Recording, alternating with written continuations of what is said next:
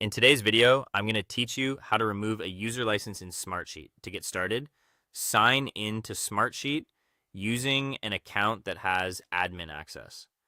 This is important because only the right level of permissions will allow you to make changes to another user's license status. Once you're logged in, take a moment to make sure you're in the correct account or organization, especially if you manage more than one workspace or plan. From there, open the Admin Center. This is where Smartsheet gives administrators control over user access, account settings, and licensing. If you haven't used it before, don't worry. The layout is designed to make account management fairly straightforward once you know where to look. Inside the Admin Center, go to User Management.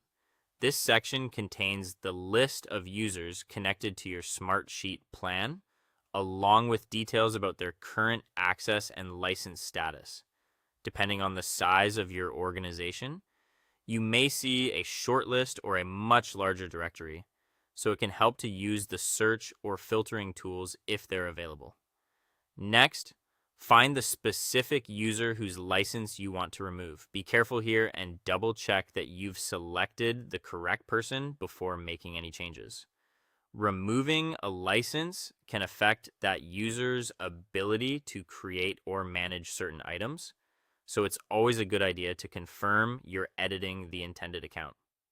Once you've located the user, open their profile or permission settings.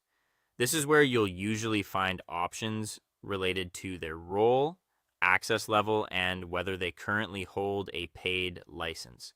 The exact wording may vary slightly depending on your Smartsheet plan or interface version, but the goal is the same. You want to access the user's licensing controls.